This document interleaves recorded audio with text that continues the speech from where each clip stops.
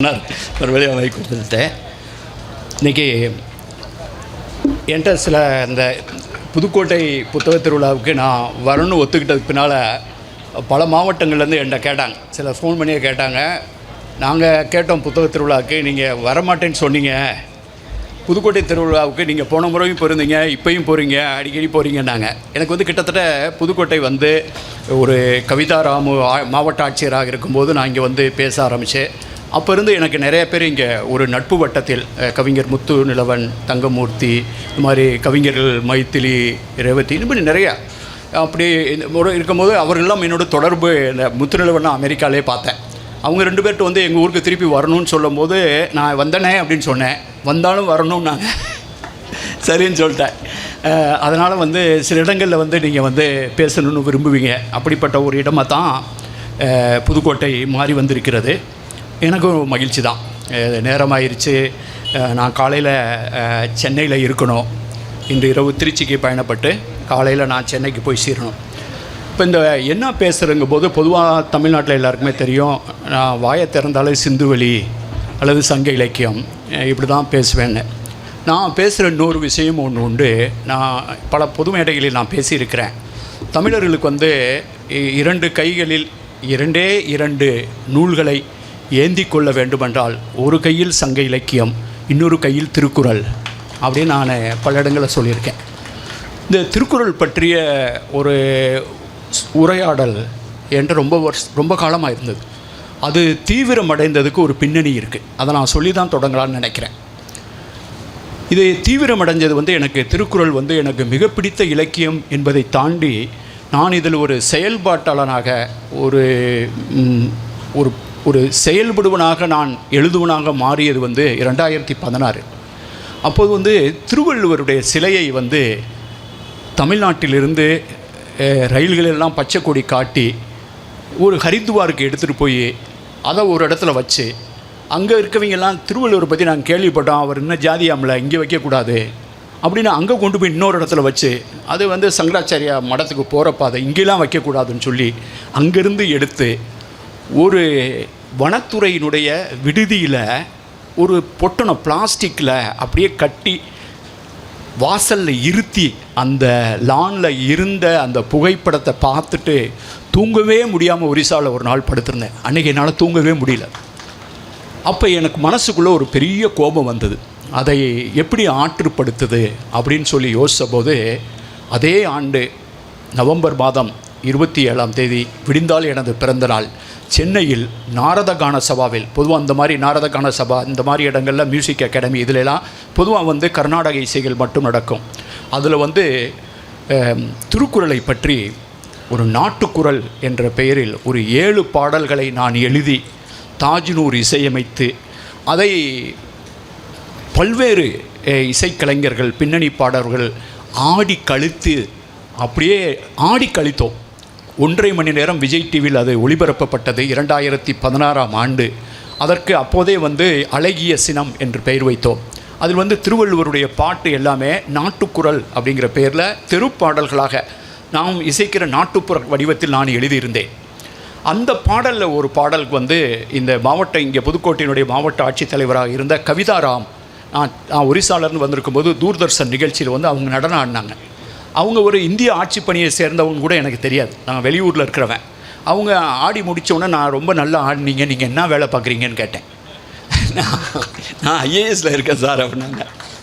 அப்புறம் இன்னாருன்னு சொன்னப்போ உங்கள் அப்பாவை எனக்கு தெரியுமேன்னு சொன்னேன். அதுக்கு பின்னால் அவங்க ஆடிய நடனம் இங்கே வந்ததுக்கு பின்னால் திருப்பி அவங்களுடைய சமூக ஊடகங்களில் பகிர்ந்து நிறையா பேர் பள்ளிக்கூடத்துலலாம் கம்மா கரையிலேன்னு பாடினாங்க. அந்த பாட்டை நான் எழுதுறது லட்சக்கணக்காக மில்லியன் கணக்கில் பார்த்து திருப்பி ஒரு ரவுண்ட் அடிச்சிச்சு. அப்போ அந்த திருவள்ளுவரை பற்றி அப்படி ஒரு பாட்டு பாடி ஆடி தீர்க்க வேண்டும் என்று எனக்கு தோன்றியது ஒரு அழகிய சினம். அன்றைக்கி நாரத கான சபாவில் 1200 பேர் அப்படியே கூட்டம் ததும்பி வழிகிறது.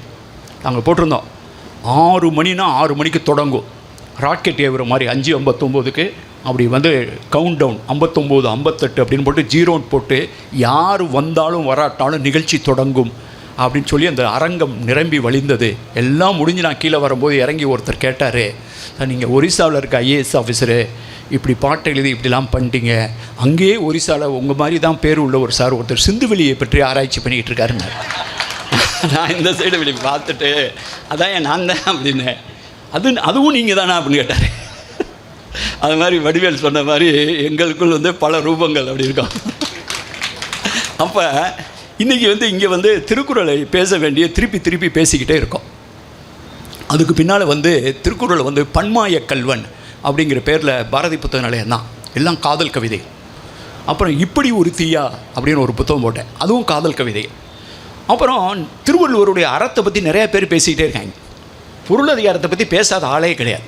இது இன்பத்துப்பால் ஏதோ திருவள்ளுவர் எழுதாத மாதிரியும், அவர் காமத்துப்பாலுக்கும் அவருக்கும் சம்மந்தம் இல்லாத மாதிரியும், அவர் ஒரு சாமியார் மாதிரியும் இப்படியே ட்ராமா போயிட்டு இருந்ததுனால நான் என்ன நினச்சேன், திருவள்ளுவரை ஒரு ஆகச்சிறந்த காதல் கவிஞன், எனக்கு தெரிந்து 2100 ஆண்டுகளுக்கு பின்னால் 2000 ஆண்டுகளுக்கு பின்னாலும் இன்னும் இளைஞனாக ஒரு ஆகச்சிறந்த தீரா காதல் கவிஞனாக இருப்பவர் திருவள்ளுவர் தான். அறத்துப்பாலில் அவர் ஒரு ஞானியாக இருப்பார், பொருள்பாலில் ஒரு மேதையாக இருப்பார், ஆனால் இன்பத்துப்பால் தான் அவர் ஒரு கவிஞனாக இருப்பார். அந்த கவிதை கடன் வாங்கி தான் நிறைய பேர் திரைப்படத்துலேயும் அதுலேயும் பாட்டு எழுதியிருக்காங்க. என்கிட்ட கேட்பாங்க, இந்த பன்மாய கல்வன் இப்படி காதல் ரசம் சொட்ட இப்படி எழுதுறீங்களே சார், நீங்கள் ஏன் சார் இதை உங்கள் கவிதையே போடக்கூடாதுன்னு. கீழே வந்து திருவள்ளுவரை மட்டும் போடுவேன், 2-3 பக்கம் கவிதை எழுதியிருப்பேன், கடைசியில் திருவள்ளுவரை இந்த ஒரு திருக்குறளை பேஸ் பண்ணதுன்னு போடுவேன். எனக்கு வந்து நான் கவிஞன்னு ப்ரூஃப் பண்ணுறதே நோக்கம் கிடையாது. எனது பண்பாட்டு அரசியலே எனது திருவள்ளுவரின் வேட்டியின் நிறம் வெண்மை. அவர் வேட்டி அணிந்தவுடன் வேட்டி அணிந்து கொண்டும் ஜீன்ஸ் போட்டிருப்பவனோடு ஜீன்ஸ் போட்டு கொண்டும் நடந்தே வருகிற தோழர் திருவள்ளுவர். அது இந்த பன்மாய கல்வன் நான் அப்படி தான் எழுதியிருப்பேன், தோழர் திருவள்ளுவர் தான் என்னுடைய முன்னுரையே இருக்கும். அப்படிப்பட்ட ஒரு திருவள்ளுவனை கொண்டாடி தீர்க்க வேண்டும். அப்படிங்கிறதுக்கு ஏன் கொண்டாடணும் அப்படின்னு சொன்னால், திருக்குறளை வந்து அப்படிலாம் யாரும் எளிதாக கடத்திட்டு போகிறதுக்கு அவர் ஒரு கை குழந்தையும் அல்ல. அவர் கடத்தி செல்வதை வேடிக்கை பார்த்து கொள்வதற்கு தமிழ் சமூகமும் தயாராகவும் இல்லை. அப்போ திருவள்ளுவர் வந்து ஒரு ஆகச்சிறந்த ஒரு ஆகச்சிறந்த இலக்கியத்தை எழுதினோட்டு கிடையாது. அது ஒரு திறந்தவெளி மேடை, அது ஒரு திறந்தவெளி அரங்கம், அதனால் அனுமதி இலவசம். திருக்குறள் ஒரு திறந்தவெளி அரங்கம், அதனால் அனுமதி இலவசம். அப்போ பேசும்போது தான் இந்த திருக்குறள் அப்படி இந்த என்டையர் திருக்குறளை வச்சு அதில் ஒரு தெளிவின் திரள் இருக்கும். அந்த தெளிவின் திரள் வந்து ஒரு பண்பாட்டு முதிர்ச்சி. நான் ஒரு இடத்துல எழுதியிருப்பேன் என்னுடைய கவிதைகளில், திருக்குறளை மொழிபெயர்ப்பில் படித்தால் கூட முன்னேறி விடலாம், அதை தமிழில் படிக்கும் வாய்ப்பை பெற்றவர்கள் வரம் பெற்றவர்கள் அப்படின்னு. ஆக அப்போ வந்து இந்த தலைப்பை நான் ஏன் கொடுத்தேன், இதில் என்ன சொல்ல வர்றோம். அப்போ வந்து நீங்கள் வந்து தெளிவின் திரள் திருக்குறள் குறள், அதுக்கு ஒரு அடைமொழி திருக்குறள், அது ஒரு நூலின் பெயர். இன்னொன்று சொல்கிறேன், தெளிவின் திரள், இந்த 3 சொல்லுதான். இந்த தெளிவுங்கிற சொல் வந்து இன்னைக்கு வரைக்கும் தொல்காப்பியத்தில் தொடங்கின சொல். தொல்காப்பியத்தில் தெளிவு என்ற சொல் வருது, ஆனால் சங்க இலக்கியத்தில் அடிக்கடி வருது. அந்த சொல் இன்றைக்கு வரைக்கும் பயன்படுத்திக்கிட்டு இருக்கோம். ரொம்ப தெளிவாக இருக்கான் பையன், ரொம்ப தெளிச்சி ஆகிட்டான், தெளிவாக இருக்கான் அப்படின்னு நம்ம வந்து இந்த தெளிவின் திரளை வந்து நம்ம முன் எப்போதையும் விட திருக்குறளை பற்றி பேசுகிறோம். இந்த தெளிவு என்ற சொல் தொல்காப்பியத்திலே வந்திருக்கு. இதை நான் பேசுவதற்கு ஒரு மிக முக்கியமான காரணம், திருவள்ளுவரின் இயற்பெயர் தெரிகிறதோ இல்லையோ, ஆனால் எனக்கு உறுதியாக ஒன்று மட்டும் தெரியும், அவர் பெயர் மாதானுபங்கி இல்லை. தொல்காப்பியரின் பெயர் திரணதூமாக்கினி இல்லை. அவருடைய ஆசிரியர் அகஸ்தியர் இல்லை. அகஸ்தியர் தமிழை தலையில் தூக்கி கொண்டு வந்து தமிழ்நாட்டுக்கு சேர்க்கவில்லை. தமிழர்களுக்கு அவர் வேளாண்மையை சொல்லித்தரவில்லை. இதையெல்லாம் திருப்பி பேச வேண்டியதனால் நான் இன்றைக்கு திருக்குறளை பற்றி பேசுகிறேன். இந்த தெளிவு என்ற சொல்ல தொல்காப்பியத்தில் வந்து திரிபு இன்றி முடித்தல் தெல்லியோர் கடனே அப்படிம்பார். திரிபு இன்றி முடித்தோல் தெல்லியோர் கடனே, தன்னிலை உரைத்தல் தெளிவு அகப்படுத்தல். இது மாதிரி நிறைய இடத்துல இயற்கையும் தெளிவும் கிழக்கும் அப்படின்னா நம்ம தெரிஞ்சுக்கிற வேண்டியது, தெளிவுங்கிற சொல் வந்து தொல்காப்பியத்திலே தெளிவாக பயன்படுத்தப்பட்ட ஒரு சொல். சங்க இலக்கியத்தில் திருப்பி தெல் அப்படிங்க, தெளிவுங்கிறதுக்கு ஒரு என்ன வேர் சொல்லாக இருக்க முடியும், தெல் அப்படிங்கிறது வந்து அப்படியே தெளிவாக இருக்கக்கூடியது. தேர் மணி தெல் இசைமா, தேரில் மணி கட்டியிருக்கு, அதில் வர்ற இசை வந்து தெல் இசையாக இருக்குது, ஜலக் அப்படி ஒரு தெளிவாக. இது வந்து தேர்லேருந்து வருது.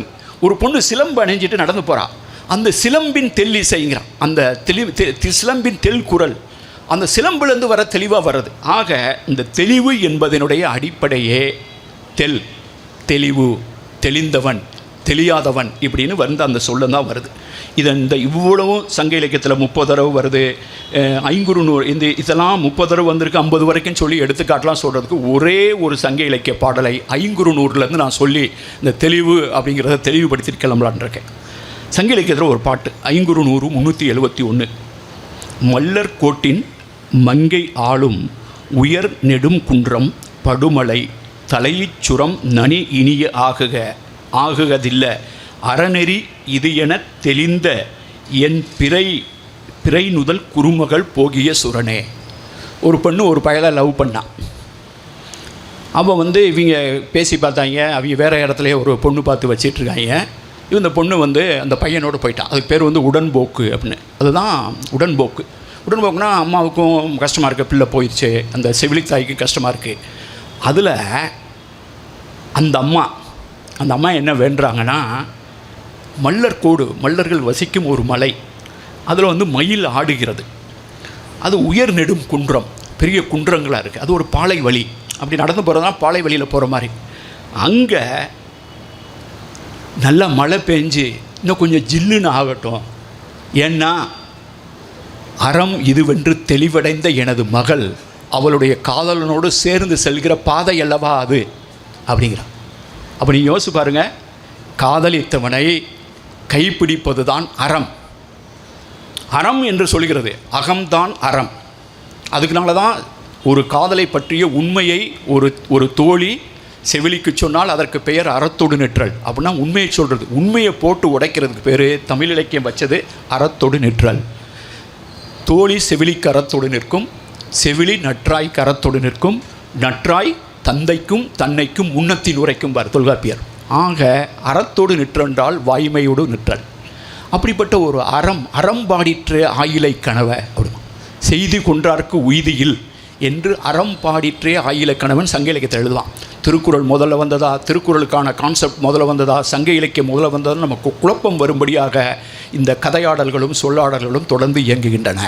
அப்படிப்பட்ட திருக்குறளை ஒரு தெளிவின் திரள் என்று உங்கள் முன்னால் நிறுத்துவதற்காக தான் நான் இப்போ உங்கள் முன்னால் நிற்கிறேன்.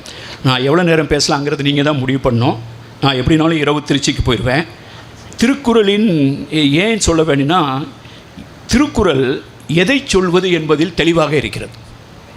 திருக்குறள் எதை சொல்ல வேண்டும் என்பதில் தெளிவாக இருக்கிறது. ஏன் சொல்ல வேண்டும் என்பதிலும் தெளிவாக இருக்கிறது. எப்படி சொல்ல வேண்டும் என்பதிலும் தெளிவாக இருக்கிறது. திருக்குறளின் தெளிவாக இருக்கிறது. ஆகவே இந்த தெளிவின் திரளை நாம் பேச வேண்டிய தேவை இருக்குது. ஒரு மாதத்துக்கு முன்னாலே டிவியில் பார்க்கும்போது பயமாக இருந்துச்சு. எனக்கு பயமாகவே இருக்கே அப்படின்னு நினச்சிட்டு பயந்தது மாதிரி தான் ஆயிடுச்சு. திருவள்ளுவர் வந்து அஞ்சுவது அஞ்சாமை பேதமை பார், பயப்பட வேண்டிய விஷயத்துக்கு பயப்படணும் பார். அங்கே திருக்குறள் ஏதோ ஒன்று சொல்லிட்டு போனது வந்து காலத்தை வென்று இடத்தை வென்று. எனக்கு திருக்குறளை பிடிச்ச ஒரு விஷயமே, இப்படிப்பட்ட இலக்கியத்தை எழுதியவர், தமிழில் எழுதியவர், அந்த திருக்குறளில் தமிழ் என்ற சொல்லையே பயன்படுத்தவில்லை. பாண்டியன், சேரன், சோழன், அவன் இவன், பாரி கீரி ஒன்றும் கிடையாது. யாருடைய பேர் கிடையாது. இந்த மலை அந்த மலை ஒன்றும் கிடையாது. இந்த காடு அந்த காடு ஒன்றும் கிடையாது.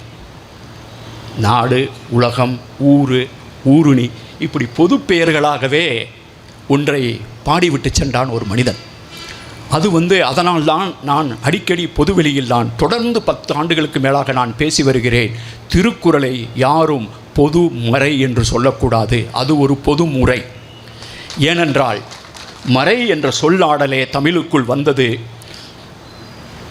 தெய்வ புலவராகிய திருவள்ளுவர் அருளி செய்த தமிழ் வேதமாகிய திருக்குறள். தமிழ் வேதமாகிய, தமிழுக்கு ஒன்றும் வேதம் தேவையில்லையா? தமிழுடைய ரூட்டே வேறு, தமிழுடைய பாதையே வேறு. தமிழ் வேதமாகிய திருக்குறள் நான் எதுக்கு சொல்லணும்? ஆக தமிழ் வேதமாகிய திருக்குறள் சொல்லிட்டதுனால, வேதம் என்றால் மறை, மறை என்றால் வேதம், அதனால் அது தமிழ் மறை. அது உலகத்துக்கே பொதுவாக இருக்கிறனால உலக பொதுமறை. அதில் எனக்கு பெரிய மகிழ்ச்சி எதுவுமே இல்லை. 10 ஆண்டுகளுக்கு முன்னால் நான் சென்னையில் வந்து ஒரு பெரிய உரை நிகழ்த்தி சென்றேன். ஒரு பன்னாட்டு அரங்கில் பொதுமுறை என்று சொல்லுவதே பொருத்தம். ஏனென்றால் மறையாக இருக்கும் எதுவும் பொதுவாக இருப்பதில்லை. பொதுவாக இருக்கும் எதுவும் மறைவாக இருப்பதே இல்லை. எங்கேயாவது ஒரு பார்த்தீங்களா? மறைங்கிற வேதம் ஒரு மதத்தின், ஒரு சமயத்தின் இலக்கியமாக, சமயத்தினுடைய கோட்பாடாக இருக்கக்கூடிய, அது எந்த மதமாகவும் இருக்கட்டும், ஒவ்வொரு மதத்துக்கும் ஒரு புத்தகம் இருக்கும். அது எல்லாருக்கும் பொதுவாக இருந்தால் எதுக்கு இத்தனை மதம்? அது பொதுவாக இல்லைங்கிறதுனால வெவ்வேறு புத்தகம் இருக்குது. அப்படின்னா என்ன அர்த்தம்? மறையாக இருக்கும் எதுவும் பொதுவாக இருக்காது. பொதுவாக இருக்கிற எதுவும் மறைவாக இருக்காது. இது ஒரு திறந்த வழி அரங்கம், அதனால் அனுமதி இலவசம். அப்படி என்ற ஒரு தொடர்ந்த பண்பாட்டு அரசியல் சொல்லாடலை இந்த தமிழ் பொதுவெளியில் நான் நிகழ்த்தி வருகிறேன். அதனால் தான் இந்த மேடை. சரி, இப்போ இந்த திருவள்ளுவருடைய கிளாரிட்டி இருக்குது பார்த்தீங்களா, அந்த தெளிவின் திரள். அவர் அமைச்சிருக்கிறது மூன்று அறத்துப்பால், இன்பத்துப்பால், காமத்துப்பால். நிறைய பேர் அறத்துப்பாலையும் பொருள்பாலையும் மட்டும் பதிவு பண்ணிவிட்டு இன்பத்துப்பாலை அப்படியே பதிவு பண்ணாமல் பிரிண்ட் பண்ணவங்களே அந்த நாட்டில் இருக்கான். அதுக்கும் இதுக்கும் சம்மந்தம் இல்லாத மாதிரியே இருப்பாங்க. அங்கே அவர் வேறங்கிற மாதிரி, திருவள்ளுவராக இப்படிலாம் எழுதியிருப்பார் அப்படின்ட்டு. அங்கே ஏன்னா திருவள்ளுவருக்கு நம்ம வேறு மாதிரியான சாயத்தை நம்ம பூசுகிறோம். ஆனால் திருவள்ளுவர் அப்படி இல்லை. அவர் அமைப்பு முறை. நீங்கள் உதாரணம் பாருங்கள், பாயிரவியல் அப்படின்னு சொன்னான்னா கடவுள் வாழ்த்து, ஃபஸ்ட் எடுத்தோன்னு கடவுள் வாழ்த்து. ஆனால் எந்த பேர் இருக்காது. அகர முதலம்பார். அவர் இந்த சாமி அந்த சாமி அப்படின்னு இருக்காது, பெருமாள் இருக்காது, சிவன் இருக்காது, எல்லாம் எந்த சாமி பேர் இருக்காது. கடவுள் வாழ்த்து. அந்த கடவுள் வாழ்த்து முடித்தோடனே வான் சிறப்பு, அப்புறம் நீத்தார் பெருமை. நம்ம எப்பயுமே நம்ம முன்னோர்களை தான் வழிபடுவோம். அப்புறம் அரண் வலியுறுத்தல். இது எல்லாத்தையும் பாயிரத்தில் வச்சுட்டு இந்த இல்லறவியல்லையே இல்வாழ்க்கை மட்டும் பேசுகிறவர். இல்வாழ்க்கை, வாழ்க்கை துணைநலம், புதல்வரை பெறுதல், அன்புடைமை, விருந்தோம்பல், இனியவை கூறல், செய்நன்றி அறிதல், நடுவு நிலைமை, அடக்கமுடைமை, ஒழுக்கமுடைமை, பிறனில் விளையாமை, பொறையுடைமை, அழுக்காராமை, வெகாமை, புறங்கூறாமை, பயனில சொல்லாமை, தீவினை அச்சம், ஒப்புரவறிதல், ஈகை, புகழ். இது எல்லாத்தையும் ஒரு இல்லறத்தில் வச்சுட்டாங்கன்னா நம்ம பார்க்கலாம். நடுவு நிலைமைனா அது ஜட்ஜி சம்மந்தப்பட்ட விஷயமாச்சே, கோர்ட்டு சம்மந்தப்பட்ட விஷயமா, பட்டிமன்ற நடுவர் சம்மந்தப்பட்ட விஷயம். நம்மலாம் பொதுவாக நடுவு நிலைமைங்கிறத எல்லாமே ஒரு ஒரு நிறுவனம் சார்ந்ததாக வச்சுருக்கோம். ஆனால் நடுவு நிலைமையை இல்லறவியல்ல ஏன் வச்சார் அப்படிங்கிறது யோசிச்சு பார்த்தீங்கன்னா தெரியும். இந்த எல்லாமே பொதுவாக இருக்கிற ஒவ்வொரு மனுஷன்ட்டு இருக்க வேண்டியது. அவர் நீதிபதியாக போகிறாரோ, அல்லது ப்ரொஃபஸராக போகிறாரோ, அல்லது ஐஏஎஸ் ஆஃபீஸர் ஆகிறாரோ, அவர் எதுவே ஆனாலுமே இல்லறத்தில் இருக்கவே பொது மனிதன் எல்லாத்துக்கும் பொதுவாக சில விஷயங்களை, ஈகை, புகழ், தீவினை, அச்சம், இது எல்லாம் பொதுவாக வைக்கும்போது தான் இதெல்லாம் இல்லறவியலில் வந்துடுது. சரி, ஒரு கேள்வி. திருவள்ளுவர் கடவுள் நம்பிக்கை உள்ளவரா இல்லாதவரா? முழுக்க முழுக்க அவர் கடவுள் நம்பிக்கை உள்ளவர். அவர் கடவுள் நம்பிக்கை இல்லாதவர் யாருமே சொல்ல மாட்டார். ஆனால் அவர் தனது கடவுளை அடையாளப்படுத்தவில்லை. அப்புறம் கடவுள் வாழ்த்தையே யாராவது ஒருத்தவங்க அகர முதல எழுத்தெல்லாம் தொடங்குவாங்க. அதில் வர ஆதி பகவான் இதை சொல்கிறாரு, அதை சொல்கிறாரு, சமணரை சொல்கிறாரு, பௌத்தரை சொல்கிறாரு, இவர் சொன்னார், அந்த சாமியை சொன்னார், இந்த சாமி வர 1000 பேர் உரை எழுதலாம். அதனால தான் நான் நிறைய நேரங்களில் உரைங்கிறத உரை அப்படின்னு வல்லினராக போட்டு சொல்லுவேன். அதில் உரை போட்டு மாட்டுற மாதிரி இருக்கும், உரைன்னு சொல்லி. இவர் கடவுள் வாழ்த்தையே அகர முதல் அப்படின்ட்டு அகர முதல எழுத்தல்லாம். யாராவது ஒருத்தன் கடவுள் வாழ்த்த அகர முதல எழுத்தல் ஆதி பகவான் முதற்றே. அந்த ஆதி பகவான் யாருன்னு தெரியாது. நம்ம எல்லாம் நம்ம முதல் மனுஷன். அது அது ஆதாம் ஏவாளாக இருக்கலாம்னு ஒரு மதத்தில் அவங்க ஆதாம் ஏவாள்பாங்க. நம்ம முதல் மனுஷன்போம். நம்ம டிஎன்ஏ ஸ்டடி பண்ணி முதல் மனுஷன் எல்லாமே கடைசி மனுஷன் வந்தான். அப்போ ஆதி பகவான் அவன் தான் நம்ம கடவுள், நீத்தார் பெருமை. ஆனால் அதை எழுத்தில் தொடங்குறாரு பார்த்தீங்களா? அகரத்தில் எந்த சமய சார்பு இருக்குது? எழுத்து எல்லாருக்கும் இருக்குது. கிறிஸ்தவர்களுக்கு எழுத்து இருக்குது, இஸ்லாமியர்களுக்கு எழுத்து இருக்குது, வைதிக மரபை சார்ந்தவங்களுக்கு எழுத்து இருக்குது, இந்தியாவில் இருக்குது, ஆப்பிரிக்காவில் இருக்குது, அமெரிக்காவில் இருக்குது. அகரத்தில் எந்த சமய சார்பு இருக்கிறது? அப்படித்தான் வள்ளுவர் சொல்லும் ஆதி பகவனும். யார் எந்த மொழியில் எழுதுகிறானோ அவனது அகரம். யார் எந்த மொழியில் எழுதுகிறானோ அது அவனது அகரம். யார் எந்த கடவுளை வணங்குகிறானோ அது அவனது கடவுள். அதனால தான் அடுத்ததில் இன்னொரு இடத்துல சொல்வார், கற்றதனால் பயன் என்கொள் வாளறிவன் நற்றால் தொழாரன். வாளறிவன்னா என்ன?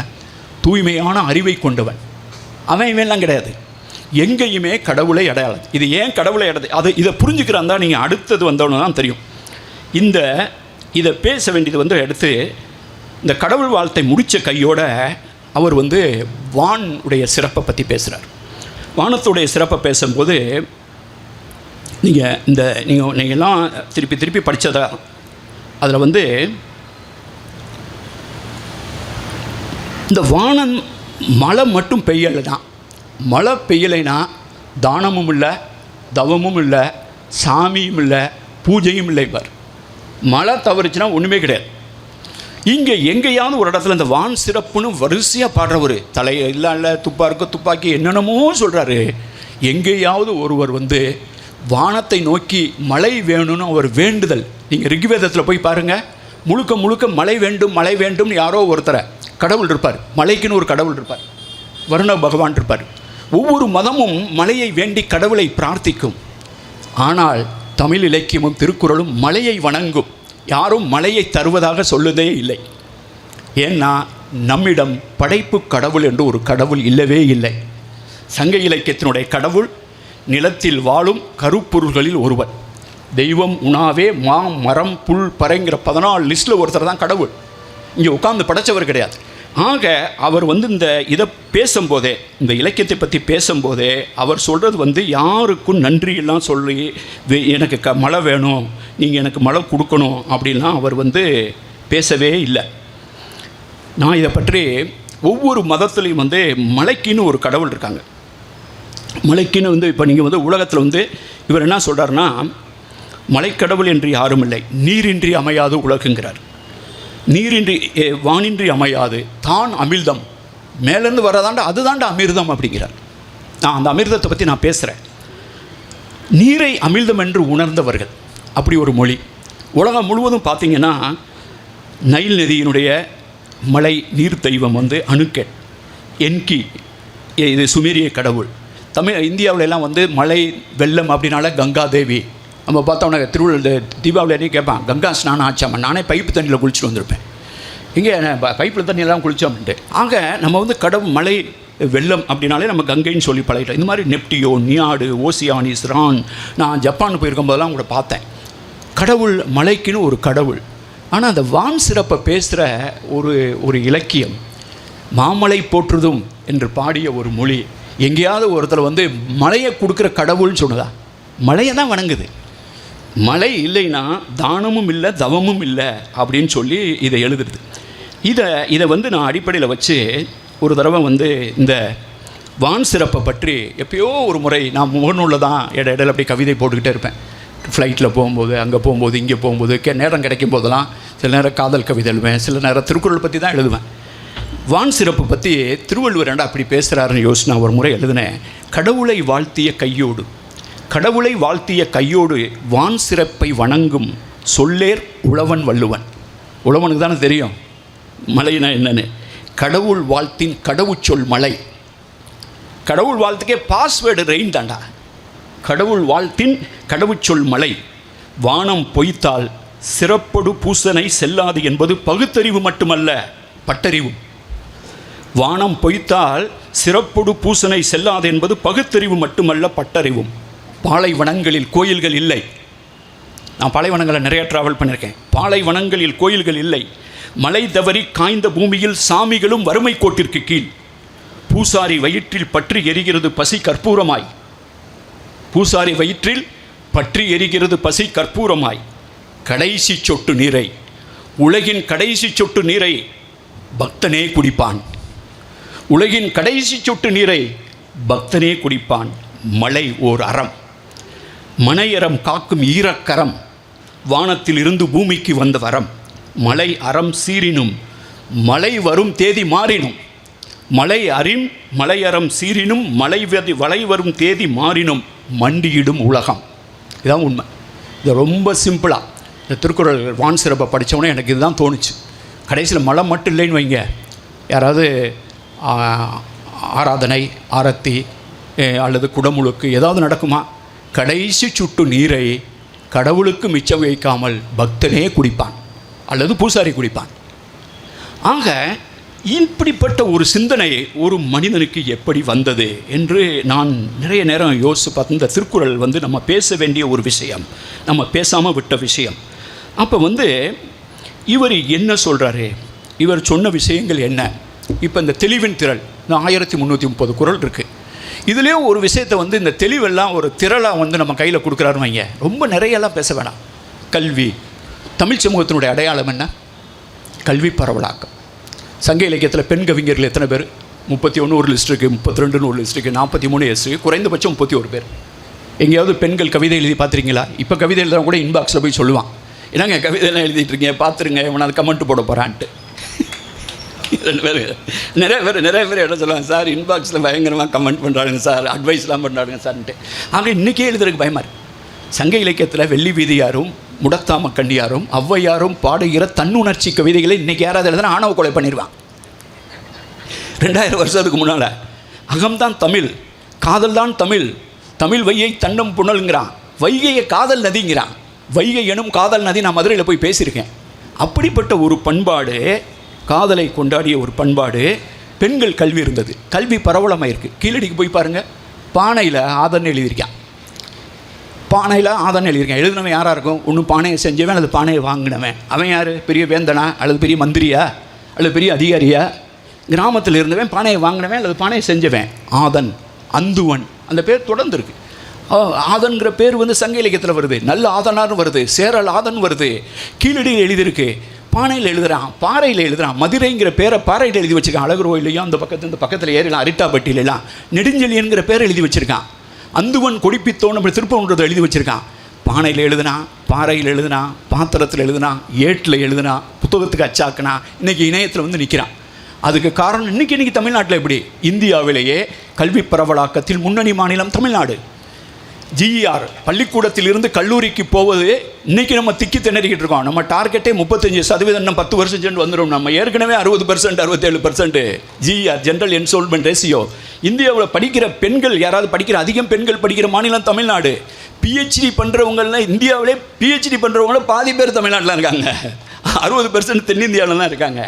நீங்கள் எந்த ரேஞ்சில் பார்த்தாலும் ஃபேக்ட்ரிக்கு போய் வேலை பார்க்குற பெண்களில் இந்தியாவில் 100 பேர் இருந்தால் 45 பேர் தமிழ்நாட்டில் தான் இருக்காங்க. ஆக அப்படிப்பட்ட ஒரு கல்வி பரவலாக்கத்துக்கான விதை எங்கே இருந்திருக்கும்? யாரோ ஒருத்தன் சொல்லணும், கேடில் விழிச்செல்வம் கல்வி, மாடலில் மற்றையவை. கல்வி மட்டும்தாண்டா செல்வம், கல்வி மட்டும்தாண்டா ஆயுதம், அறிவு அற்றம் காக்கும் கருவி. கல்வி, கல்லாமை, அறிவுடைமை, அப்புறம் கேள்வி, இந்த மாதிரி பல வகையிலும் 50 பாடல்களை அறிதலுக்கும் கேள்விக்கும் கல்விக்கும் அறியாமைக்கும் புல்லறிவாண்மைக்கும் 50 பாடல்களை 50 குறள்களை எழுதியவன் திருக்குறள். அந்த கல்வி பரவலாக்கம்ங்கிறத அவ்வளோ கொண்டு நிறுத்தினது இருக்கு பார்த்தீங்களா? அதை தான் நான் அடிக்கடி பேசிட்டு இருக்கேன் பொது வழிகளில். ஆரியப்படை நடக்கிற அந்த நெடுஞ்செழியை நம்ம யாவும் வச்சுருக்கல. கூன்பாண்டியனை கொண்டு போய் நம்ம நாயன்மார்களை ஒருத்தரை வச்சு கோயிலில் வச்சுருக்கோம். ஆனால் நம்ம தெரிஞ்சு வச்சுருக்க வேண்டியது ஆரியப்படை கடந்த நெடுஞ்செழியன். அவன் என்ன சொன்னான்? அறிவுடையோன் 6 அரசும் செல்லும்னா, வேற்றுமை தெரிந்த நாற்பாலுள்ளும் கீழ்ப்பால் ஒருவன் கற்பின் அவன் கண் மேற்கான் அவன் கண் படுமே, ஒரு குடி பிறந்த பல்லோருள்ளும் மூத்தோன் வருகை எண்ணாது அறிவுடையோன் 6 அரசும் செல்லும்னா. அறிவுடையோர் அரசும் சென்னது தமிழ்நாடு அறிவித்த, இந்த இந்திய துணைக்கண்டத்திற்கு அறிவித்த முதல் கல்விக் கொள்கை. அதுதான் முதல் கல்விக் கொள்கை. அந்த கொள்கைக்கு பின்னணி என்ன? இந்த மாதிரி திருக்குறள், சங்க இலக்கியம், கேடில் விழிச்செல்வம் அப்படிங்கிற புரிதல். சரி, என்னை மாதிரி ஆளுங்கள்லாம் நிர்வாகத்தில் இருந்திருக்கோம். 40 ஆண்டுகள் 34 ஆண்டுகள் ஓய்வு பெற்றதுக்கு பின்னாலேயும் ஒரு மாநில முதல்வருடைய தலைமை ஆலோசகராக நாங்கள் பார்க்காத விஷயமே கிடையாது. புயல், சூப்பர் சைக்ளோன், 10,000 பேர் செத்த புயல். இப்போ அதே மாதிரி ஒரு புயல் வந்தால் 10-12 பேர் தான் சாகுறாங்க. அதுக்காக ஐநா சபையில் நாங்கள் விருது வாங்கியிருக்கோம். எங்கள் கைகளால் தொட்டு பிணத்தை தூக்கி இருக்கிறோம். ஒன்றிய அரசினுடைய கிட்டங்கியை உடைக்க சொல்லி ஆர்டர் கொடுத்துருக்கோம். உடைச்சிப்பானை வெளியில் எடுக்க சொல்லி. இப்படி நாங்கள் விலை பார்த்ததற்கான அந்த தெளிவு நான் ஒவ்வொரு முறையும் அது ஐடி இண்டஸ்ட்ரியாக இருக்கட்டும், அல்லது ஒரு பெரிய விஞ்ஞானியாக இருக்கட்டும், அல்லது ஒரு ஆசிரியராக இருக்கட்டும், ஒரு பேராசிரியராக இருக்கட்டும், ஒரு ஐஏஎஸ் அதிகாரியாக இருக்கட்டும், யார்கிட்ட பொறுப்பு கொடுக்குறது இப்போல்லாம் பார்த்தீங்கன்னா ஹெச்ஆர்னு ஒரு டிபார்ட்மெண்ட், ஹியூமன் ரிசோர்ஸ் டெவலப்மெண்ட், அது ரொம்ப முக்கியமானது. அந்த ஹெச்ஆர் பிரின்சிபல் இருக்கிற மனித வள கொள்கை, இந்த உலகம் கண்டுபிடித்திருக்கக்கூடிய எல்லா மனித வள கொள்கையும் நான் நிறைய ஐஐடியிலலாம் போய் பேசியிருக்கேன். Time management, material management, logistic management, இதெல்லாம் பற்றி தேர்தல் ஆணையத்தில் நான் பல ஆண்டுகள் பணியாற்றியதனால் 30 மாநில தேர்தல்களையும் 2 நாடாளுமன்ற தேர்தல்களையும் நடத்தியவன் என்ற முறையில், புயல்களை சந்தித்தவன் என்ற முறையில், ஒரு மாநிலத்தினுடைய 3 ஆண்டுகள் பட்ஜெட் எழுதியவன் என்ற முறையில், 9 பட்ஜெட்டுகளை பார்த்தவன் என்ற முறையில் நான் அடிக்கடி பேசும்போதெல்லாம் சொல்வேன், இந்த உலகத்தினுடைய இந்திய துணைக்கண்டத்தினுடைய மனிதவள கொள்கையை ஒரே ஒரு திருக்குறளில் அடக்கியவன். இதனால் இவன் முடிக்கும் என்றாய்ந்து அதனை அவன் கண் விடல். இதை விடவும் ஒரு சிறந்த ஒரு மனித வள கோட்பாடை எங்கேயாவது சொல்லுங்கள். ஹெச்ஆர் பிரின்சிபல் இதை இவன் இந்த ரீசன்னால் இதுக்கு வந்து நான் ஒரு பேர் வச்சேன். நான் பேர் வச்சு ஒரு 13 வருஷம் இதை பற்றி பேசியிருக்கேன். இதுக்கு வந்து E3 E3 சமன்பாடுன்னு பேர். E3 சமன்பாடு. இதனை இதனால் E2 இவன் இதனை இதனால் இவன் E3. இந்த E3க்கு ஈடான ஒரு மனித வள கொள்கை இந்த இந்திய துணைக்கண்டத்தில் எழுதப்படவில்லை. மனித ஆற்றலை விட வேறு என்ன முக்கியமான ஆற்றல் இருக்குது? அந்த மனித ஆற்றலுடைய மகத்துவத்தை ஒருத்தன் பேசுகிறான்னா அது திருவள்ளுவர் தான். எப்படி? தெய்வத்தை பற்றி பயப்படுறீங்க, அவர் தெய்வ நம்பிக்கை உள்ளவர், கடவுள் நம்பிக்கை உள்ளவர். ஆனால் உங்கள்கிட்ட சொல்கிறாரு, தெய்வத்தால் ஆகாதெனினும், தெய்வத்தால் நீ கும்புற சாமியாலேயே முடியா போயிட்டா கூட தெய்வத்தால் ஆகாதெனினும் முயற்சி தன் மெய் வருத்த கூலி தரும். இந்த கொரோனாவை நாங்கள் மேனேஜ் பண்ணோம் ஒரிசாவில். அவன் துண்டைக்கான துணியைக்கான சொந்தக்காரன் டெட் பாடியை கூட வாங்கிடல, நாங்களே எடுத்து புதைப்போம். எங்கள் ஆஃபீஸர்ஸ் தான் புதைச்சாங்க. கங்கையில் இழுத்து விட்டாங்க 400-500 டெட் பாடி. இந்த நாட்டில் இருக்கக்கூடிய தொழிலாளர்கள் எல்லாம் நடந்து லட்சக்கணக்கான பேர் 1000 கிலோமீட்டர் நடந்து போகிறேன்னு கிளம்புனான். அப்படிப்பட்ட அவலத்தை நம்ம பார்த்தோம், பசிப்பினியை பார்த்தோம். அப்படிப்பட்ட ஒரு சூழலில் வந்து தெய்வத்தால் ஆகாது எனினும் முயற்சி தன் மெய்வருத்த கூலி தரும். ஒன்றுமே வேணாண்டா, நீ ஹார்டு ஒர்க் பண்ணினா அதுக்கு ஒரு கூலி இருக்குல்ல, அந்த கூலியமாவது அந்த முயற்சி தரும், தெய்வத்தாலே ஆகாமல் போனால் கூட அப்படின்னு ஒரு இலக்கியம் எங்கேயாவது எழுதியிருக்கா? இதை விட ஒரு தெளிவின் திரள் இருக்கா? ஒரு ஹியூமன் ரிசோர்ஸ் கோட்பாடுன்னு சொன்னால் எனக்கு இதனால் இவன் இந்த E3 விட தெளிவான ஒரு திரள் எனக்கு கண்ணப்படலை. எல்லா இலக்கியங்களையும் படிச்சிருக்கேன், நீங்கள் வேணால் கூகுள் பண்ணி பாருங்கள் இவ்வளோ சுருக்கமாக எவன் சொல்லியிருக்கான்ட்டு. அங்கே தெய்வத்தான் மனித முயற்சியின் மகத்துவம். சரி, திருவள்ளுவர் வந்து அறத்தை பேசுகிறாரு, துறவரத்தை பேசுகிறாரு. நீங்கள்லாம் ஒன்றுமே பண்ணாமல் ரொம்ப சிம்பிளாக இருங்கடா, நல்ல சட்டை போடாதீங்கடா, பஞ்ச பராரையாக இருங்கடா, ரொம்ப எளிமையாக இருங்கடா, இப்படி எதுவும் சொல்லியிருக்காரா? சொல்லவே இல்லை. செய்க பொருளை, எனக்கு தெரிஞ்சு செய்க பொருளை செருணர் செருக்கருக்கும் எஃகு அதனின் கூறியது இல்.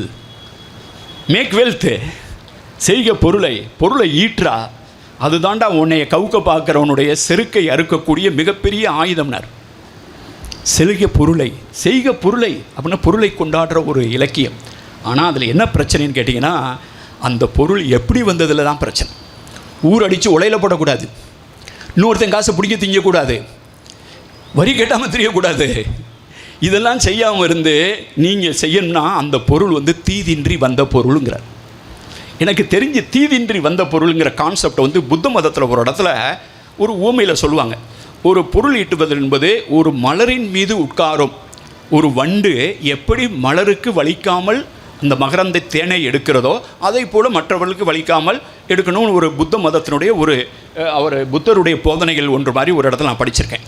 இதை தவிர தீதின்றி வந்த பொருள் அப்படிங்கிற ஒரு கான்செப்ட் அந்த உலகத்துக்கு ஹார்ம்லெஸ் வெல்த்னு பேர். இது ஆங்கிலத்தில் வந்து ஹார்ம்லெஸ் வெல்த்துண்டு, யாருக்கும் தொந்தரவு பண்ணாத காசு, யாரையும் அடித்து பிடுங்காத காசு, அளக்கொண்ட எல்லாம் அளப்போம் அப்படிம்பார் திருவள்ளுவர். நீ எவனையாவது அழுக வச்சு பிடுங்கினா உன்னைய அழுக வச்சுட்டு போகும்டா சொத்து அப்படிம்பார். இதை விட வேறு ஏதாவது அளக்கொண்ட எல்லாம் அளப்போம் அப்படின்னு சொல்ல அந்த திருவள்ளுவர் வந்து அங்கே இந்த பொருளை என்ன சொல்கிறாருன்னா, அறம் பொருள் இன்பம், இந்த 3 தான் திருக்குறள். இந்த பொருளை பேசும்போது எனக்கு தெரிஞ்சு அரண் ஈனும் இன்பமும் ஈனும் திறன் அறிந்து தீதின்றி வந்த பொருள். நான் அறம் பொருள் இன்பத்தை பாடியிருக்கேன்டா, ஆனால் பொருள் இல்லைன்னு வச்சுக்க, அதுவும் தீதின்று வந்த பொருளாக இருக்கணும், அதுவும் திறனறிந்து வந்த பொருளாக இருக்கணும்.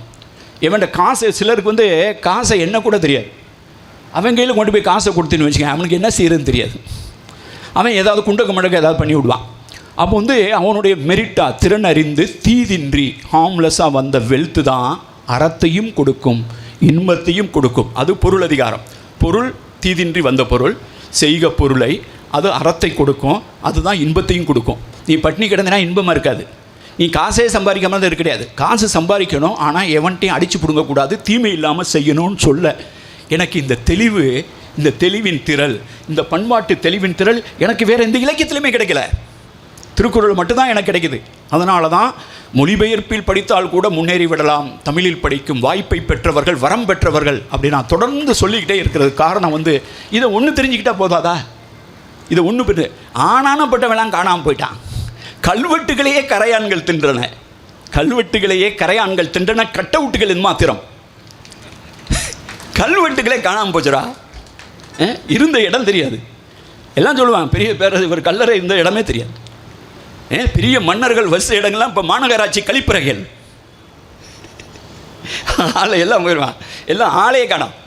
அப்போ இன்னைக்கு வந்து அரண் ஈனும் இன்பமும் ஈனும் திறனறிந்து தீதின்றி வந்த பொருள் அப்படிங்கிறதுக்கு ஈடா எனக்கு தெரிஞ்ச ஒரு எசன்ஸு, ஒரு கலெக்டிவ் எசன்ஸை, ஒரு டென்சிட்டியை, அடர்த்தியான ஒரு தத்துவத்தை எனக்கு தெரிந்து யாரும் முன்வைத்ததில்லை.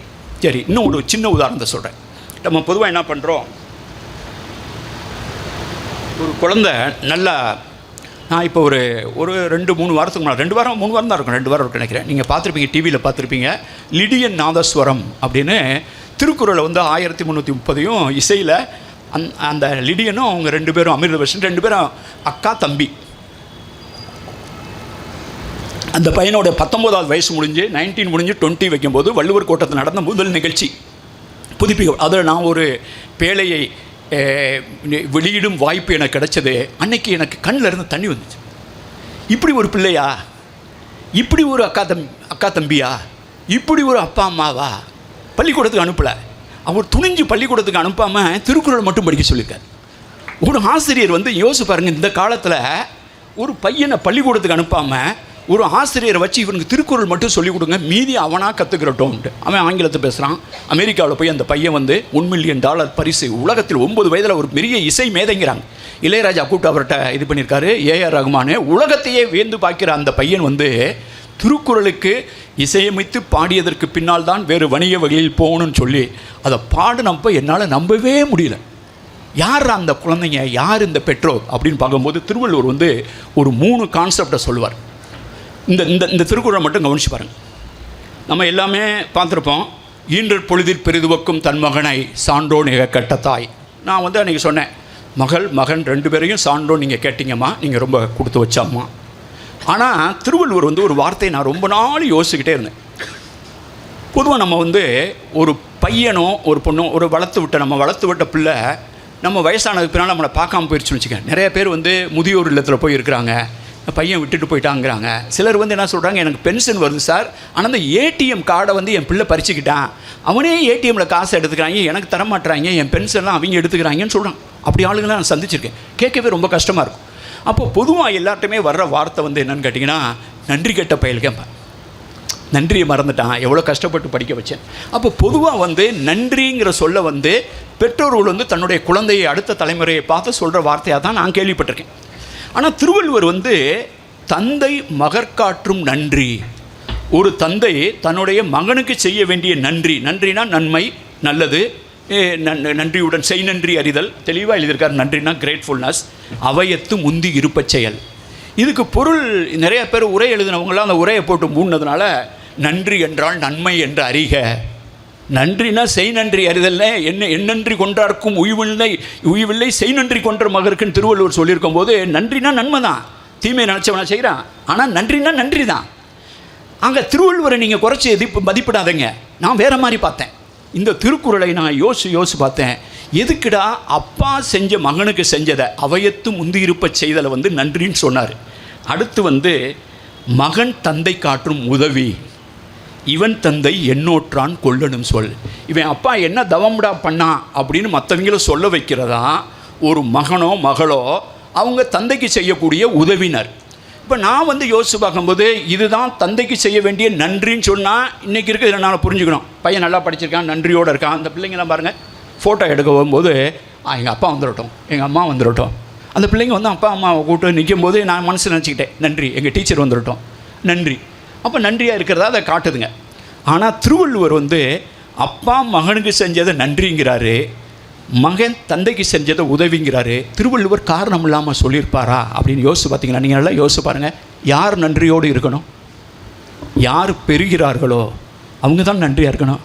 இதில் யார் பெற்றது யார்? பெற்றவர் தானே. பெற்றவர் யாருங்க? பெற்றவர் தானேங்க நன்றியாக இருக்கணும். அதனால தானேங்க அவர் யாருங்க? பேரு பெற்றவருங்க. சும்மா இருந்தவரை அப்பா அம்மானு பதவி கொடுத்து அவங்கள பெற்றோராக்கியது குழந்தை. அந்த குழந்தை வந்து கேட்டுச்சா, என்னை பெற்று விடுங்க, நான் உங்கள் வயிற்றில் பிறந்துடுறேன், நீங்கள் என்னை பெருக்கி விடுங்க அப்படின்னு சொல்லி கேட்டுச்சா பிள்ளை? நீ பெற்றுக்கிட்ட, அப்போ அந்த பிள்ளை உனக்கு எப்படி நன்றியாக இருக்கும்? பெற்றவன் தாண்டா நன்றியாக இருக்கணும் அப்படின்னு திருவள்ளுவர் வந்து, ஏன்னா அதனால தான் நம்ம மகப்பேறு அப்படிங்கிறோம்.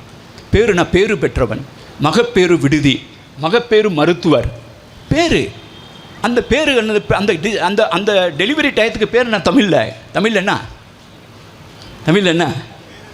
பேறு காலம். பேறு காலம்னா என்ன? பெரும் காலம், பேறு பெற்ற காலம், மகப்பேறு பெரும் காலம். ஆகவே பெற்றவர்கள் தான் நன்றியோடு இருக்க வேண்டும். ஏனென்றால் அவர்கள் தான் பெற்றவர்கள், அவன் தந்தவன். இதை எல்லாரும் பரிமேலாம் எல்லாரும் உரை எழுதியிருக்காங்க. நன்றி என்பது நன்மை என்று அறிக. என்ன அறிய சொல்கிற? திருவள்ளுவர் தெரிஞ்சுதான் எழுதியிருக்காரு. பெற்றவன் நன்றியோடரு, உதவியோடரு, தந்தவன். ஆக இதை வந்து நான் யோசிச்சு பார்த்து இதை பற்றி ஒரு கவிதை எழுதினேன். எனக்கு என்னடா திருவள்ளுவர் இப்படி சொல்லிட்டாரு அப்படிங்கும்போது, இதை தெளிவின் திரள் என்றால் இதை இதை விட ஒரு பண்பாட்டு முதிர்ச்சியும் ஒரு திரளும் ஒரு ஞானம் ஒரு பட்டறிவு எது இருக்க முடியும்? எங்கேயாவது சொல்லேன். பொதுவாக நம்ம இன்றைக்கி என்ன கேள்விப்பட்டிருக்கோம்? கஷ்டப்பட்டு வளர்த்தேன், படிக்க வச்சேன், நன்றி இல்லாமல் போயிட்டாங்கன்னு. ஆனால் திருவள்ளுவர் வந்து பெற்றவன் நன்றியோடு சொல்லுங்க, அளவாக பெற்றிருக்கணும், அதே மாதிரி நீ உனக்கு தெரியணும். அப்போ அப்படிங்கும்போது அதுக்காக குழந்தைன்னா பார்த்துக்கிறணும், அதெல்லாம் தப்பு கிடையாது. ஆனால் அதை நன்றி என்று திருவள்ளுவர் காரணம் கருதி தான் சொல்லியிருப்பதாக நான் நினைக்கிறேன். அதான் என்னுடைய இன்டர்பிரேஷன். நான் கரெக்டாக தான் சிந்திக்கிறேன்னு நான் நினைக்கிறேன். ஏன்னா அதை நான் ஒரு தெளிவின் திரளாக நான் பார்க்கிறேன். சரி, இன்றைக்கி நிறைய விஷயங்களை பார்க்குறோம், நீதிமன்றங்களை பார்க்குறோம். நான் அடிக்கடி எழுதியிருப்பேன், ஒரு தனிநபர்களுடைய மரணத்தை ஒரு சமூகம் சந்தித்து விட முடியும். காந்தி இறந்து போயிட்டான்னா அதோட இந்தியா அழிஞ்சு போயிருப்பாங்க. நேரு இறந்து போயிட்டான்னா அதோட இந்தியா அழிஞ்சு போயிருப்பாங்க. இவர் இறந்து போனால் அவ்வளோதான், அவர் இறந்து போனால் அவருமாங்க. ஆனால் யார் இறந்து போனாலும் ஒன்றும் ஆகாது.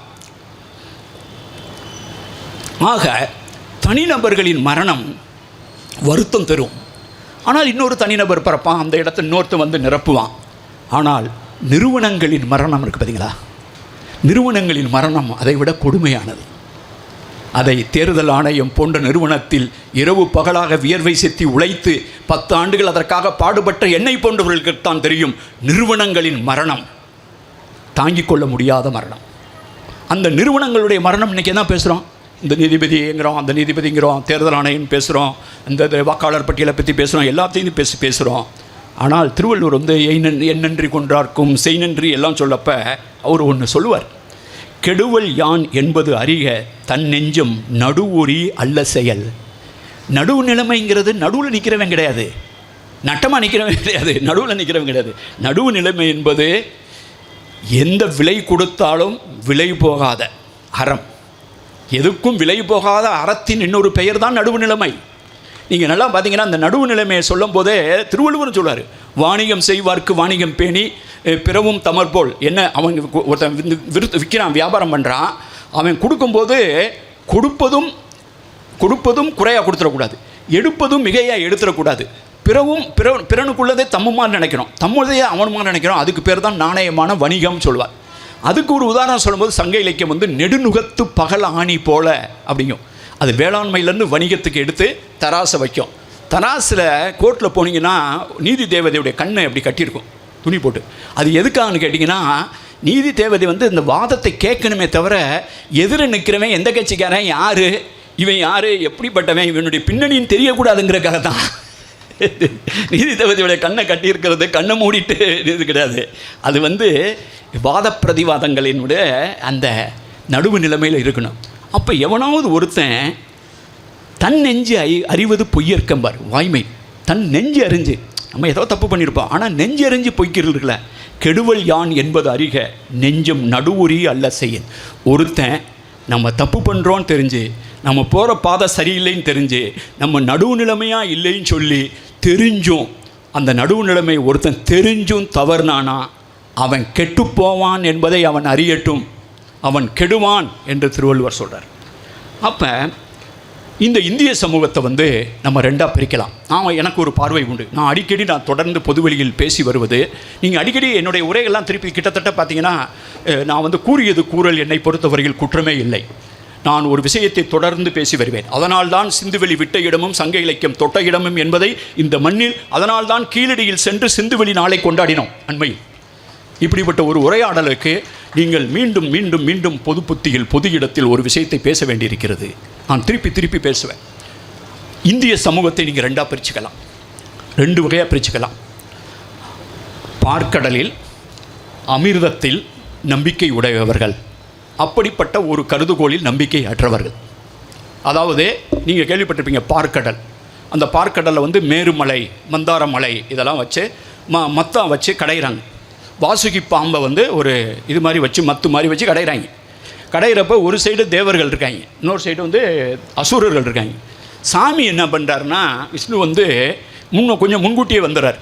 முன்கூட்டியே வந்துட்டு இவங்க அசுரர் இப்போ தான் லேட்டாக வருவாங்க. வந்தவுடனே அவங்கள வந்து நீங்கள் வந்து தலை சைடு போய் நின்றுட்டு அவங்கள வந்து வால் சைடு விடு, அவங்க கொஞ்சம் அகங்காரம் பிடிச்சவங்க, தன்மானம் உள்ளவங்க அது மாதிரி அவங்களுடைய பார்வையில் நாங்கள் நான் வால் பிடிக்கிற பரம்பரையாடா, நாங்கள் நான் ஆண்ட பரம்பரை ஏதாவது சொல்லிவிட்டு நான் தலைப்பக்கம் தாட்டா போவேன்னு சொல்லுவான். அப்படியே விட்டுரு, சாமி சொல்லி கொடுக்குறாரு. யாருக்கு? தேவர்களுக்கு.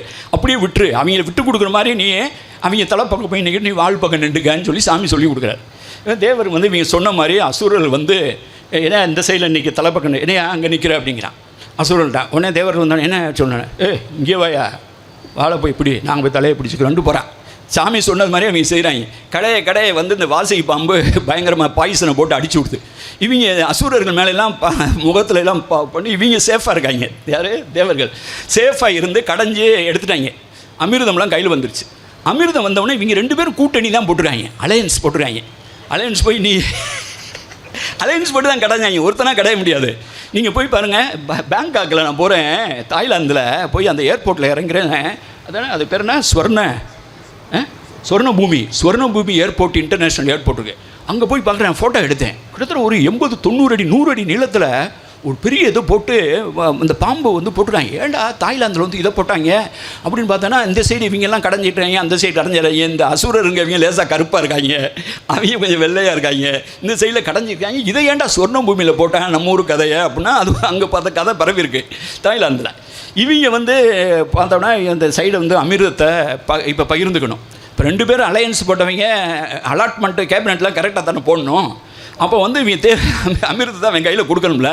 இவர் சாமி என்ன சொல்கிறாரு, அந்த நேரத்தில் வந்து நான் அவங்கள டைவெர்ட் பண்ணி விட்றேன் பாரு, அவங்க தண்ணியை போட்டுருக்காங்க அப்படின்னு சொல்லிட்டு ஒரு லேடி மாதிரி வந்து ஃபுல்லால் வந்து ஒரு டான்ஸ் மாதிரி ஆடுறார் சாமி. அவங்க அசுரர்கள்லாம் அவங்க வேடிக்கை பார்த்துட்டு இருக்காங்க.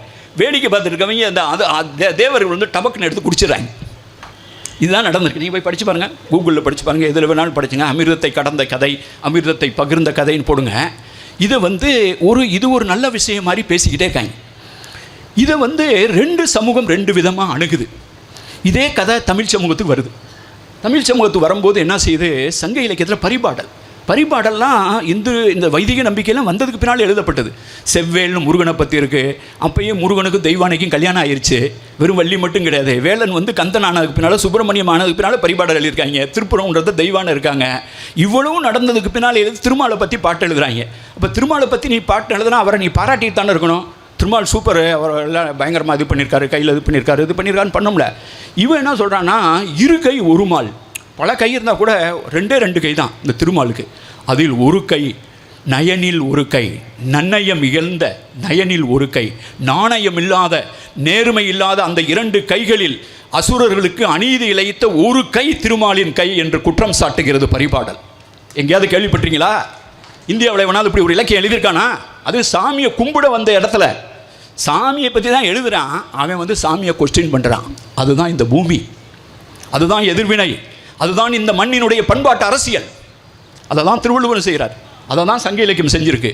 இன்னொரு இடத்துல இந்த பூமி ஏண்டா என்ன சுற்றிக்கிட்டு இருக்கு, உண்டால் அம்மை உலகம், இந்த உலகம் ஏண்டா நல்லா இருக்குது, இன்னும் ஏண்டா பூமி சுற்றிக்கிட்டு இருக்குன்னா, சிலர் இருக்காங்க இந்த பூமியில்.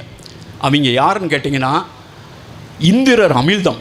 இந்த இந்திரன்கள்லாம் அந்த தேவேந்திரன் அமிழ்தம் இருக்குல்ல, அது இவங்க முயற்சி பண்ணாமல் தானே திடீர்னு தூங்கிட்டு இருக்கும்போது கையில் வந்து டபக்கம் வந்து அமிர்தம் வந்து விழுந்துருச்சு வைங்க.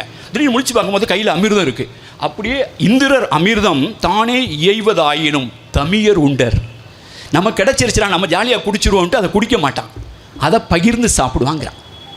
அப்படி சில பேர் இருக்கிறதுனால தாண்டா இந்த பூமி இன்னும் சுற்றுதுன்னு சொன்னான்.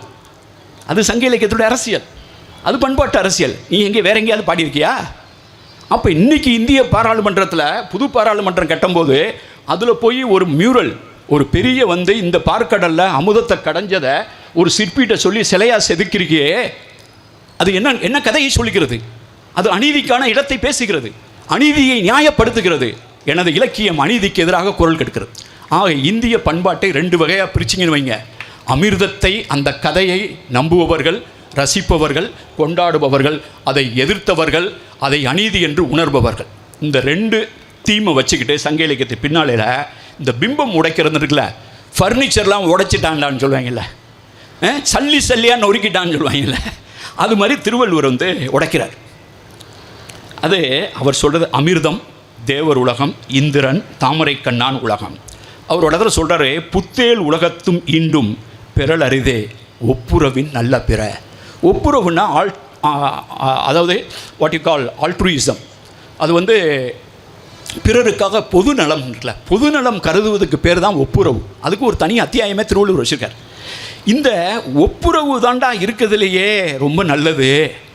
அதை விடமாடா புத்தேல் உலகத்தில் நீ சொல்கிற பார்த்தியா, வைகுண்டத்துக்கு போய் சொர்க்கலோகத்துக்கு போய் அங்கே போய் புத்தேல் உலகத்தும் ஈண்டும் பெறலரிதே, இன்னொருத்தனுடைய நன்மையை கருதி நீ செய்கிற இந்த செயலால் கிடைக்கிற இந்த நன்மையும் இன்பமும் நீ எங்கே போனாலும் புத்தேல் உலகத்துக்கும் இந்திரனுடைய தேவர் உலகத்துக்கு போனாலும் கிடைக்காதரா அப்படின்னு திருவள்ளுவர் சொல்வார் பாருங்க. அது என்ன உரையாடல், அது என்ன உரையாடல். இன்னொரு திருக்குறளை கேள்றேன்.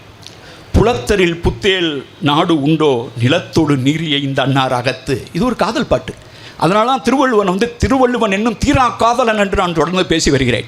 அவன் அளவுக்கு காதல் பாட்டு எவனும் எழுதுன கிடையாது. இந்த பாட்டு என்ன சீன் கேட்டிங்கன்னா, புலத்தல் அப்படின்னா ஊடுதல்னா சண்டை போடுதல், பொய்ச்சண்டை. இந்த பொய்ச்சண்டை போடுறதுக்கு பார்த்தீங்களா, நான் அதை பற்றி கூட ஒரு பாட்டு இருக்கேன், பொய்ச்சண்டை போட தோன்றுதேன்னு சொல்லி ஒரு பாட்டு, அருமையான பாட்டு ஒன்று எழுதி இசையமைச்சிருக்கோம். அந்த பொய்ச்சண்டை போடுற அந்த ஊடலுக்கு பேர் தான் புலத்தல். திருவள்ளுவர் வந்து இந்த புலத்தலை பற்றி பேசுகிறவர், புலத்தரில் புத்தேல் நாடு உண்டோ நிலத்தோடு நீர் ஐந்தான் அன்னரிகத்து, நிலத்தோடு நீர் ஐயந்தென்றே அப்படின்லாம் சொல்வார்ல. அந்த இதை இந்த சொல்லும்போது செம்புல புயல் நீர் போல அன்புடை நெஞ்சம் தாம் கலந்தனவன் தொடர்ந்து நம்ம டைலாக் பேசிக்கிட்டு இருக்கோம்ல. நிலமும் நீரும் சேர்ந்தது மாதிரி தான் ஒரு ஆணும் பெண்ணும் காதலிச்சு அன்புடையோர் வந்து அப்படி சேர்றது. அப்படி நிலமும் நீரும் சேர்ந்தது மாதிரி அன்புடையோர் 2 பேர் எப்பயாவது பொய்ச்சண்டை போட்டுட்டு வேணுக்குமே இந்த மாதிரி பண்ணுறது இருக்குல்ல, அதை விடமாடா உங்களுடைய புத்தேல் நாடு பயங்கர அப்பாடக்கரை அப்படின்னு கேட்குறார் திருவள்ளுவர். புலத்தரில் புத்தேல் நாடு உண்டோ, இந்த ஊழல் பண்ணுறதை விடவாடா அது ஜாலியாக இருக்குது அப்படின்னு திருவள்ளுவர் கேட்டார்னா, அவருடைய ஃபர்னிச்சர் தானே உடைக்கிறார். அவர் ஃபர்னிச்சர் உடைக்கிறார் இல்லையா. தாம் வீழ்வார் மென்ரோல், இதை பற்றி நான் ஒரு கவிதையில் இருக்கேன். ஒரு பட்டிமன்றம் நடக்கிறது மாதிரி ஒரு பெரிய நீளமான ஒரு கவிதை இருக்கும். என்னுடைய புக்கு பன்மாய கண்மன்லையோ அல்லது இப்படி ஒரு தீயாலையோ அது இருக்குது. அந்த பாட்டு நான் பெரிய கவிதை எழுதியிருக்கேன். பட்டிமன்றம் நடக்கிற மாதிரி 2 பேர், ஒரு மதுரைக்காரன் தீபாவளி பட்டிமன்றம் சிறப்பு பட்டிமன்றத்துக்கு போயிருக்கான். அவன் உட்காந்துருக்கும் போது இவங்க 2 பேர் என்ன பேசிகிட்டு இருக்காங்க, எது வந்து இந்த இதை பற்றி பேசிகிட்டு இருக்காங்க, எது இன்பம் தருவது, இந்த தாமரை கண்ணான் உலகு அப்படின்னா திருவள்ளுவர் வந்து மறைமுகமாக சொல்கிறார். தாமரை கண்ணா பொதுவாக கடவுள், அது நீங்கள் விஷ்ணுன்னு எடுத்துங்க, யாதான் எடுத்துங்க. தாமரை கண்ணான் உலகு. நிறைய பேர் திருக்குறளை வந்து வேதங்களின் சாரம்னு எழுதினவங்கெல்லாம் எதை கோட் பண்ணுவான்னு கேட்டிங்கன்னா, அவர் இந்திரன், அவரை தெரியும், இந்திரனே சாளுங்கரின்னு திருவள்ளுவர் இந்திரனை வச்சு செஞ்சுருக்காரு. ஒருத்தன் பெரிய இடத்துல இருக்கவன் ஒழுக்கமாக இருக்கணுங்கிறதுக்கு இந்திரனே ஒரு எடுத்துக்காட்டுன்னு சொன்னால், அது வந்து ரஜினிகாந்த் சொன்னது மாதிரி இவர் தான் மாப்பிள்ளை, இவர் போட்டிருக்க சட்டை ஏன் சட்டைன்னு சொன்னது மாதிரி திருவள்ளுவர் அவனை வச்சு செய்கிறாரு இந்திரனை. இவங்க அதை கோட் பண்ணிட்டு திருவள்ளுவருக்கு இந்திரனே தெரியும், திருவள்ளுவருக்கு வந்து தாமரை கண்ணான் உலகம் தெரியும், அதனால் அவர் வந்து வேட்டி காவியாக தான் இருக்கும் அப்படின்னு சொன்னால் அவர் வச்சு செய்கிறார். இங்கே என்ன செய்கிறாரு, ஒருத்தன் இருக்கான், அவன் வந்து அவனுடைய காதலி பக்கத்தில் உட்காந்துருக்கான். பக்கத்தில் உட்காந்து அப்படியே உரசி சாஞ்சவனை அப்படியே தாம் வீழ்வார் மென்தோல் துயிலின், அப்படியே அவருடைய காதலியுடைய தோளில் போய் அப்படியே சாஞ்சிட்டு அப்படியே கண்ணை இறந்து அப்படியே ஜாலியாக இருக்கான்.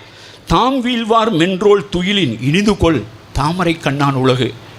என்னுடைய காதலுடைய தோளில் அப்படி சாஞ்சு கண்ணை மூடி இப்படி தூங்குறத விடவாடா உங்களுடைய பெரிய சொர்க்கலோகம், அந்த லோகம், தேவரோகம், தாமரை கண்ணான் உலகிலே, அதை விடவாடா இது ஜாலியாக இருக்குது. இது திருவள்ளுவர் கேட்குறாரு. அப்புறம் அமிழ்தம் சொல்லிட்டு இருக்காங்க. அது அந்த அமிழ்தத்துக்கு இவ்வளோ சண்டை போட்டுருக்காங்க, தேவர்களும் அசுரர்களும் போட்டு அவங்கள ஏமாற்றி. இவர் கேட்குறாரு, ஒரு குழந்தை வந்து அப்படி கூழில் கையை வச்சு உதப்போம், சின்ன பிள்ளைங்களாம் அப்படி போட்டு அடிக்கும், சாப்பாடுக்கு பாட்டில் படிக்கும். அதில் வந்து அமிழ்தனும் ஆற்ற இனிதே தம் மக்கள் சிறு கை அளாவிய கூழ். உன்னுடைய குழந்தை கையை போட்டு உழப்புன கூழ் இருக்குல்லடா, அதை விடவாடா அமிழ்தம் பெருசு. இவருங்க ஒரு இலக்கியம், அமிழ்தம் அதே கையில் வந்து கிடைச்சாலும் தனியாக சாப்பிட மாட்டான்னு சங்க இலக்கியம் சொல்லுது. அப்போ அமிர்தத்தில் வஞ்சகம் பண்ணிட்டதுனால கடவுளுடைய கை நேர்மை இல்லாத கையின் குற்றஞ்சாட்டுது. இந்த திருவள்ளுவர் வந்து அமிர்தத்தை திருப்பி திருப்பி மென்தோள் தாமரைக்கண்ணான் உலகு புத்தேல் நாடுன்னு வச்சு செஞ்சுக்கிட்டே இருக்கார். இப்போ இதனால் தெரிவது என்னவென்றால் இதனால் தெரிவது என்னவென்றால் திருவள்ளுவர் வந்து தெளிவின் திரளை கொடுத்துக்கார். அதனால தான் நாங்கள் வந்து திருக்குறள் என்பது தெளிவின் திரளுங்கிறோம். இந்த 5 பாட்டை நீங்கள் உரை எழுதிட்டு இது வந்து இந்த அணியை சேர்ந்தது அந்த அணியை சேர்ந்தது, இதில் வந்து இப்படி இருக்குது, அதில் இருக்குது உவமை அழகாக இருக்குது, இதில் அணி அழகாக இருக்குது, அது அழகாக இருக்குது, இது அழகாக கிடையாது. இந்த 5 6 சேர்ந்த படிச்சுட்டு அதில் ஒரு தெளிவின் திரள் கிடைக்கும். அந்த தெளிவின் திரள் என்ன சொல்லுதுன்னு நம்ம வைப்போமா? தமிழ்நாட்டில் வந்து யாராவதுக்கு தைரியம் இருக்குமா? இந்த பார்க்கடலை கடைந்த அந்த சிற்பத்தை தமிழ்நாடு சட்டமன்றத்தில் வைக்கும் தைரியம் யாருக்காவது இருக்குமா? ஏனென்றால் சங்க இலக்கிய காலத்திலிருந்து இன்று வரை நாம் அதை கொண்டாட மாட்டோம். ஏனென்றால் பகிர்தல் அறம் என்பது சங்க இலக்கியத்திற்கும் திருக்குறளுக்கும் முக்கியம். Distributive justice. இறந்தும் உயிர் வாழ்தெனில் பறந்து கெடுகை உலகை ஏற்றியான். எங்கேயாவது ஒரு இலக்கியம் எழுதியிருக்குமா? அந்த உலகை இயற்றியான 2 பேராக சொல்லுவாங்க. ஒன்று கடவுள்னு சொல்லுவாங்க, சில இந்த உலகத்தை இயற்றிய வேந்தன் சொல்லுவாங்க. நம்ம வந்து வேந்தன் எல்லாம் கடவுள், ஆண்டவன் தான் ஆண்டவன், இருக்கும் இடம்தான் கோயில், தலைவன் கடவுள். நீ தலைவன் எடுத்துக்க, கடவுள்னு எடுத்துக்க, அரசன் எடுத்துக்க. யாராவது சொல்லியிருப்பானா? ஒருத்தன் பிச்சை எடுத்து தான் சாப்பிடணும், உன்னால் பகிர்ந்து கொடுத்து அவனை நீ சரியாக வைக்க முடியலனா கோ டு ஹெல். இந்த உலகத்தை படைத்தவன் let him go to hell என்று கடவுளை நோக்கி சொன்ன ஒரு இலக்கியம் இங்கு எழுதப்பட்டிருக்கிறதா? இது தெளிவின் திரை இல்லை என்றால் வேறு எது தெளிவின் திறன்? இதைதான் உங்களிடம் நான் பேச வேண்டும் என்று விரும்பினேன். ஆக திருக்குறள் வந்து ஒரு சில விஷயங்கள்லாம் நீங்கள் பார்த்தீங்கன்னா, இந்த கல்வி ஆக்கம், பகிர்தல் அறம், அமிர்தம் பற்றிய இந்த காற்று, சில இடங்களில் தேற்ற ஏகார தெளிவுன்னு ஒன்று இருக்கும். அவர் வந்து தேற்ற ஏகாரம் நீங்கள் கேள்விப்பட்டிருப்பீங்கன்னு நினைக்கிறேன். ஏகாரத்தில் வந்து தேற்ற ஏகாரம்னு இலக்கியத்தில் ஒன்று இருக்கும். அந்த தேற்ற ஏகாரம்னா உறுதியாக சொல்கிறது, அடித்து சொல்கிறது, இதுதான்டா, இதை தவிர வேறு இன்னும் கிடையாது அப்படின்னு சொல்கிறது தேற்ற ஏகாரம். அதில் வந்து நான் வந்து அதில் ஒரு காமிக்கிற 2 குண இயல்பினான் இல்வாழ்வான் அப்படிங்கிற மட்டும் அரண் எனப்பட்டதே இல்வாழ்க்கை. இதில் வந்து அந்த இருக்கு பார்த்தீங்களா, அந்த ஏகாரம் அரண் எனப்பட்டதே அப்படின்னு சொல்கிறதான் அரண் எனப்பட்டதே இல்வாழ்க்கை. அப்படி உறுதியாக அடித்து சொல்கிறதுக்கு பேர் தான் தேற்ற ஏகாரம்னு பேர். இதே சங்க இலக்கணங்கள் வந்து தொல்காப்பியத்திலேருந்து இந்த தேற்ற ஏகாரத்தை பற்றி பேசுது. எத்தனை இடத்துல அவர் அடித்து சொல்கிறாருன்னா, அறத்தான் வருவதே இன்பம். இன்பம் என்ன? அறத்தால் எது வருதோ அறத்தான் வருவதே இன்பம். அரணெனப்பட்டதே இல்வாழ்க்கை. அமிழ்தினும் ஆற்ற இனிதே மக்கள் சிறுகை வரியார் கொன்று ஈவதே ஈகை. இல்லாதவனுக்கு கொடுக்குறதான். புத்தோள் உலகம் பெறலரிதே ஒப்புரவின் பெறல் அரிதே. உள்ளத்தால் உள்ளலும் தீதே பிறன் பொருளை கள்ளத்தால் கல்வே மெனல். இன்னொருத்தன் பொருளை எடுத்துக்கணும்னு மனசில் நினைக்கிறதே தப்பு. நல்லார் கட்ட பன்மையின் வறுமையே இன்னாதே அரியவற்றுள்ளெல்லாம் அரிதே பெரியாரை பேணி தமரா கொள்ளல். இப்படி வரிசையாக கொலை மேற்கொண்டுன்னு அல்லற்பற்று ஆழ்ந்தாழ்ந்த அழுத கண்ணீர் அன்றே செல்வத்தை தைக்கும் பட. இப்படிலாம் தேற்ற ஏகாரத்தின் தெளிவு. இந்த தேற்ற ஏகாரத்தின் தெளிவு எங்கெங்கெல்லாம் திருவள்ளுவர் தேற்ற ஏகாரத்தை பயன்படுத்தி இருக்கிறார் என்பதை திருச்சியிலிருந்து புதுக்கோட்டைக்கு வரும் வழியில் நான் எனது தொலைபேசியை நோண்டிக்கொண்டே கண்டுபிடித்தேன். எந்த இடத்திலெல்லாம் அவர் தேற்ற ஏகாரத்தை பயன்படுத்தும் இடமெல்லாம் ஒரு தெளிவாகவே இருக்கிறது. He was very clear. He was crystal clear. அவர் தெளிவாக இந்த நாட்டிற்கு, இந்த மண்ணிற்கு, இந்த மக்களுக்கு தனது ஒரு உயர்ந்த நாகரிகத்தின் புரிதலை, இது வந்து ஒரு உயர் நாகரிகத்தின் தெளிவின் திறன். அந்த தெளிவு வந்து ஒரு நாள் 2 நாளில் வந்துடாது. ஒரு பெரிய நீண்ட மரபு. அதைத்தான் நான் இன்னும் உறுதியாக சொல்கிறேன். சிந்துவெளியை நன்றாக படித்தவன், ஆராய்ந்தவன், சங்க இலக்கியத்தை படித்தவன், கீழடியை படித்து கொண்டிருப்பவன் என்ற முறையில் சொல்லுகிறேன். இந்த பார்க்கடல் கதையை சிந்துவெளியில் இருப்பவன் நம்பியிருக்கவே மாட்டான். ஏனென்றால் எகிப்துக்கு போய் பாருங்கள், பிரமிடு கட்டப்பட்டிருக்கிறது.